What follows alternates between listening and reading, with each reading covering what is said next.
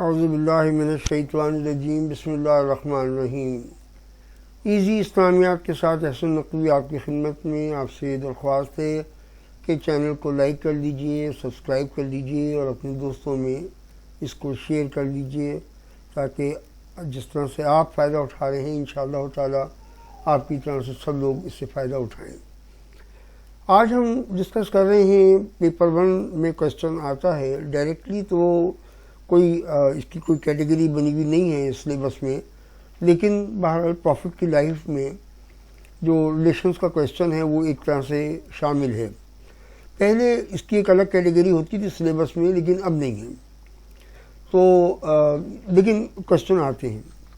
اور ریلیشنز کا مطلب یہ ہوتا ہے کہ ہم ایک مسلمان کی حیثیت سے دوسرے لوگوں کے ساتھ جو ہماری ڈیلنگ ہوتی ہے وہ کس طرح سے ہوگی۔ اس میں مختلف جو ٹاپکس ہیں وہ ہیں، لیکن آج ہم جو ڈسکس کرنے والے ہیں وہ ہے کہ مسلمانوں میں، یعنی اسلام میں، مسلمانوں کو تو مجھے نہیں پتہ، لیکن اسلام میں عورتوں کی پوزیشن، خاص طور پہ ایک ماں کی پوزیشن، ایک بیوی کی پوزیشن اور ایک بیٹی یا بہن کی پوزیشن جو ہے وہ کیا ہے، اور ان کو کیسے رائٹس دیے گئے ہیں اور ان کی ریسپیکٹ وہ کس طرح سے مینٹین کیا گیا ہے۔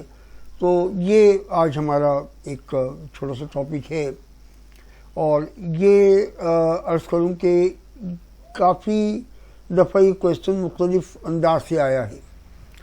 یہ میرے پاس جو ریکارڈ ہے یہ پرانا ہے، ہو سکتا ہے کہ اس کے بعد بھی کویسچن ضرور آئے ہوں گے، لیکن اس میں آپ یہ سمجھ لیجیے کہ یہ کویسچن جو آئے ہیں وہ جون 98 میں آیا تھا، جون 02 میں آیا، جون 05 میں آیا، اور نومبر 08 میں آیا، جون 10 میں آیا اور جون 99 میں آیا۔ اس پہ میں جائے گا 13 نمبر پرانا پیٹرن ہے۔ آپ کو جو اپنا موجودہ پیٹرن ہے وہ 2009 کے بعد آیا، 2009 میں آ گیا تھا، تو اس لیے آپ اس کے میں جائے کہ یہ 13 مارکس کیوں ہیں یا کچھ اور مارکس کیوں ہیں، اس کی کوئی فکر کی بات نہیں ہے، مختلف اس کے مارکس ہوتے ہیں۔ لیکن یہ ہے کہ اس کا مطلب یہ نہیں ہے کہ کویسچن اب نہیں آئے گا، بالکل کورس کا پارٹ ہے، آپ کے سلیبس کا پارٹ ہے، جیسا کہ آپ کو میں نے سلیبس ایکسپلین کیا ہے پچھلی ویڈیو میں، تو اس میں یہ بالکل پارٹ ہے۔ رسول اللہ کی جو لائف کا جو سلیبس آپ پڑھیں گے اس میں ریلیشنز کا جو پارٹ ہے بالکل ہے، تو اس لیے یہ بڑی امپورٹنٹ ٹاپک بن جاتا ہے۔ تو اس کو ذرا سا ہم آگے دیکھتے ہیں کہ اس میں نیچے فضل جو ہے وہ کون کون سے چیزیں دی ہوئی ہیں۔ دیکھیے پہلے میں کویسچن کو ذرا سا پڑھ لوں۔ Describe the teachings of Islam about the position of women as wives, مدرس، ڈاٹرز۔ تینوں کا پوچھا گیا ہے، تو آپ تین الگ الگ بالکل اس کے پیراگرافس تو خیر ان کے اپنے ہوں گے، لیکن آپ اس میں ہیڈنگ دے کے وائفس اور پھر اس کو ڈسکرائب کریں، مدرس، ہیڈنگ دے کے۔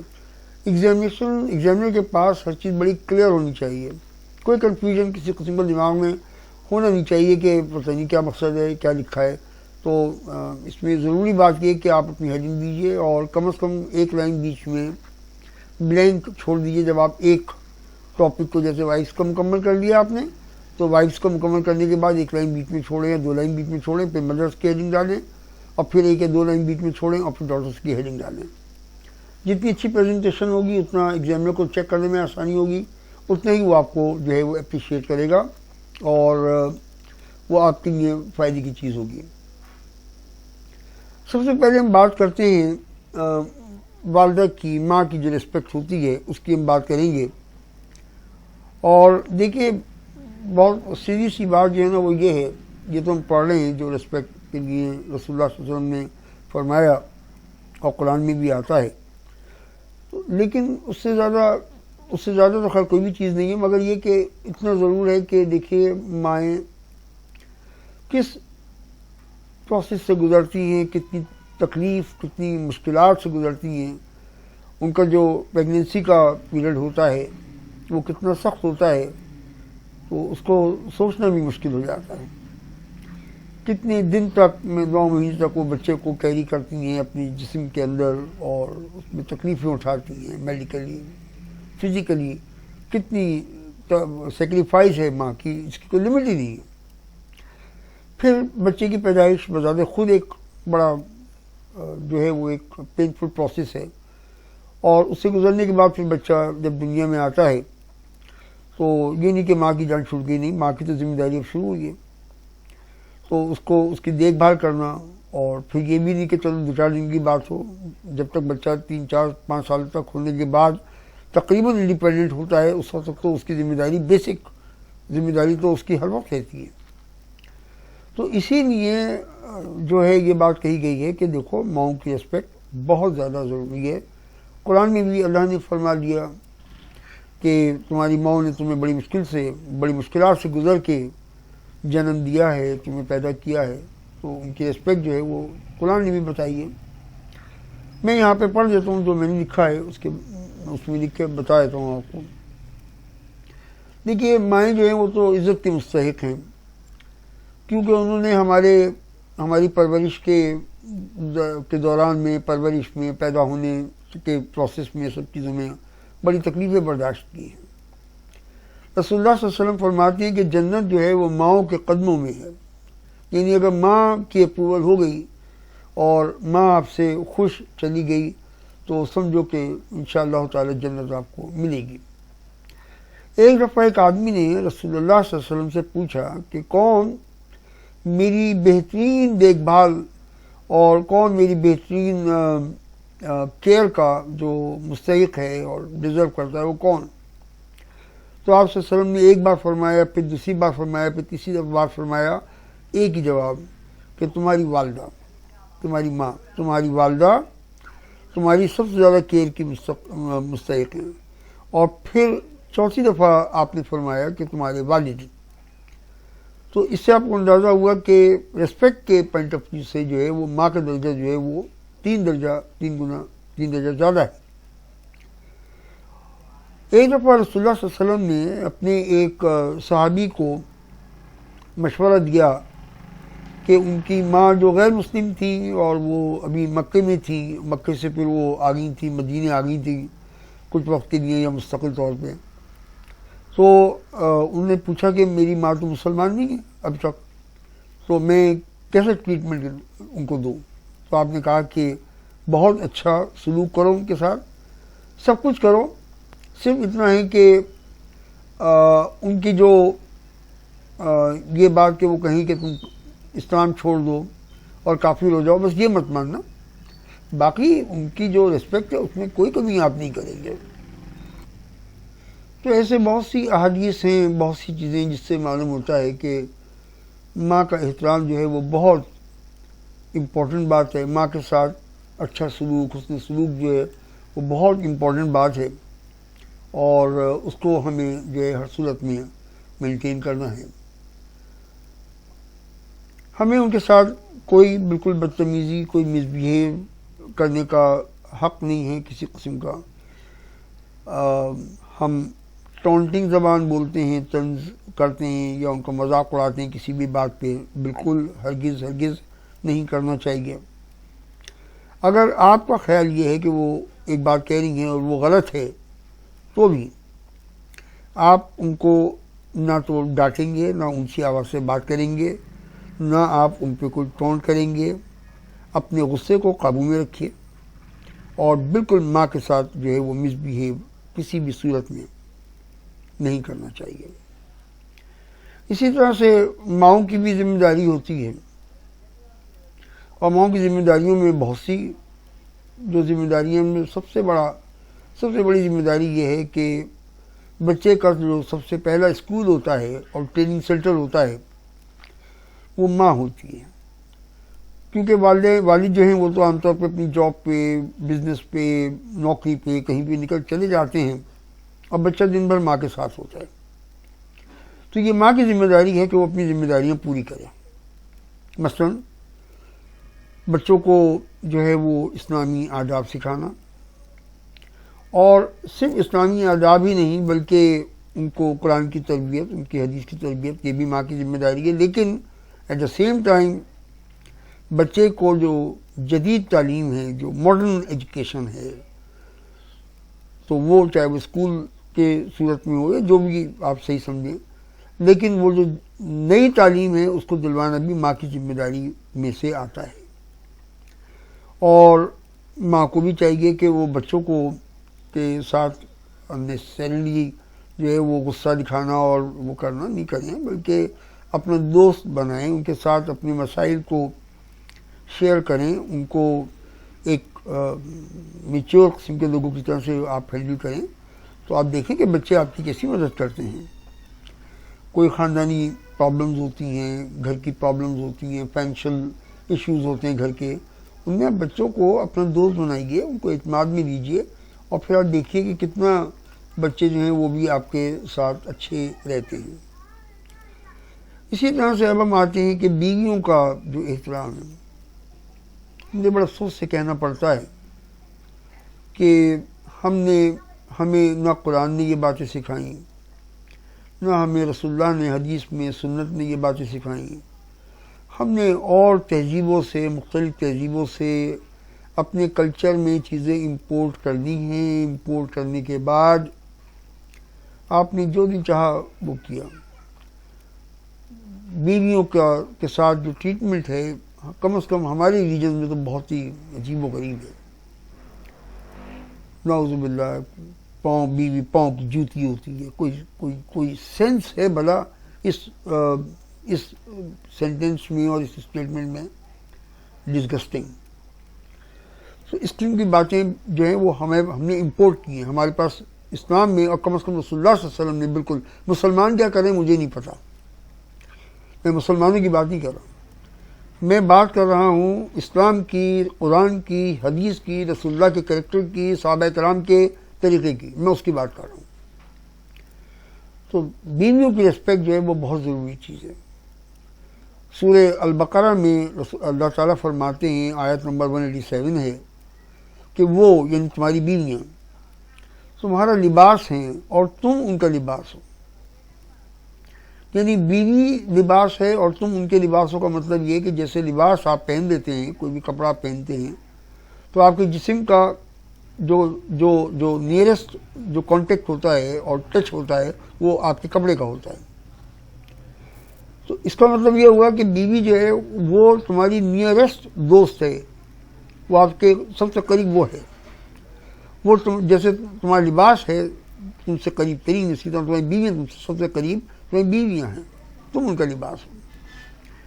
اسی طرح سورہ الروم میں آیت نمبر 21 ہے، اس میں اللہ تعالیٰ فرماتے ہیں کہ اللہ نے جوڑوں کا مطلب پیئرس کو، کپلس کو اس لیے بنایا ہے کہ وہ ایک دوسرے کے ساتھ امن، محبت اور رحمت کے ساتھ رہیں۔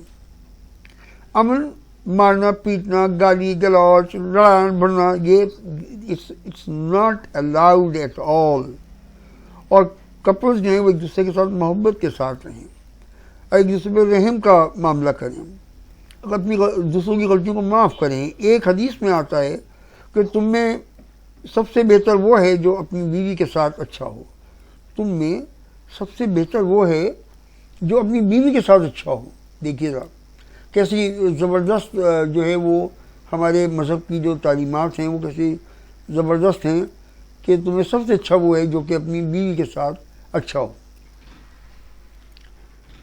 آخری خطبے میں یعنی جو لاسٹ آپ کا پلگریمیج تھا رسول اللہ صلی اللہ علیہ وسلم کا، اور اس میں لاسٹ سرمن جو آپ کے کورس کا پارٹ بھی ہے، اس میں رسول اللہ صلی اللہ علیہ وسلم فرماتے ہیں کہ بیویوں کا اپنے شوہروں پر حق ہے، یعنی شوہر جو ہے وہ بیویوں کے حقوق کو ادا کریں، اور شوہروں کا اپنی بیویوں پر حق ہے۔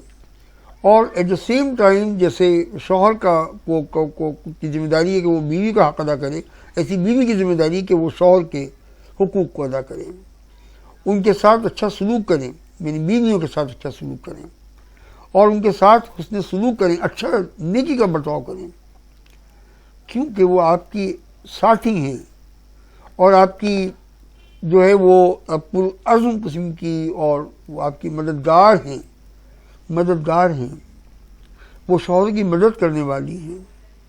یہ رسول اللہ نے فرمایا اپنے آخری دنوں میں جب اس کے 3 مہینے کے بعد آپ کا انتقال ہو گیا تھا۔ تو اسلام کی فائنل تعلیمات یہ ہیں کہ بیوی جو ہے وہ آپ کی جو ہے وہ پارٹنر ہے، Wives have rights over their husbands and husbands have rights over their wives. Treat them well and be kind to them, for they are your partners and committed helpers. تو یہ بیویوں کی عزت ہے جو کہ اسلام نے جو ہے وہ دی ہے. بیویاں اپنے شوہروں کے برابر ہیں اور وہ خاندانی زندگی میں اپنے شوہروں کی شریک ہیں. دیکھیے برابر کا مطلب یہ نہیں ہوتا کہ جو عورت کی ذمہ داری ہے وہ مرد ادا کرے اور جو مرد کی ذمہ داری ہے وہ عورت ادا کرے. دونوں کے اپنے اپنے اسائنمنٹس ہیں. مرد اپنا کام کریں، گھر کے لیے کمائی محنت سب کچھ. عورتیں اپنا کام کریں، بچوں کو دیکھنا بھالنا معمولی بات نہیں ہے، ان کی ٹریننگ معمولی بات نہیں ہے جہاں تک ہو سکے. اس کا مطلب یہ نہیں ہے کہ عورتوں پہ کوئی پابندی ہے کہ وہ آپ بزنس نہیں کر سکتی، جاب نہیں کر سکتی، لیکن یہ دیکھیں کہ گھر آپ کی ذمہ داری ہے. اس کے بعد پھر ایک بہت اہم بات یہ ہے کہ مہر یعنی جتنی رقم شوہر نے نکاح کے وقت ادا کی ہو، ادا نہیں کی ہو بلکہ یہ غلط میں نے تو خیر نہیں کہا، مطلب یہ جو میرے پاس لکھا ہوا تھا وہ یہ تھا کہ شوہر نے نکاح کے وقت جو کمٹمنٹ کیا ہے رقم کا کہ میں تمہیں بیوی کو اتنے پیسے میں دوں گا یا جو کچھ بھی جائیداد ہے جو کچھ بھی ہے وہ دوں گا، تو وہ نکاح کے وقت یا تو سب سے اچھی بات تو یہ کہ نکاح کے وقت اس کو مہر کہا جاتا ہے. اور مہر جو ہے وہ فرض ہے، بغیر مہر کے شادی نہیں ہوتی.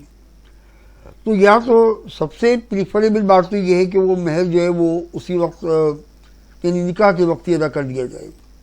اور اگر نکاح کے وقت ادا کرنے کے قابل نہیں ہے شوہر تو اس کا پھر یہ ہوتا ہے کہ وہ کمٹمنٹ جو ہے اس کو پورا کرے اور جتنی جلدی ہو سکے وہ اپنی ذمہ داری سے نکل جائے.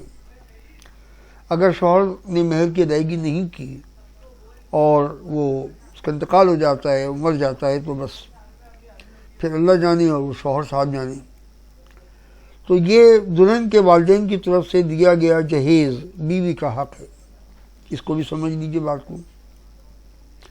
دیکھیے جہیز اسلام میں ہے نہیں، لیکن اگر والدین یہ سمجھتے ہیں کہ بھئی بیٹی کو ذرا آسانی ہو جائے گی، میں فلاں چیز دے دوں یا کچھ جو بھی ان کی مدد ہو سکے تو ٹھیک ہے، منع وہ بھی نہیں ہے. لیکن جو جہیز کا طریقہ دینے کا اور یہ سب ہمارے ملکوں میں آ گیا ہے، اس نے تو بربادی کر دی ہے اور یہ بالکل اسلام میں ہے ہی نہیں.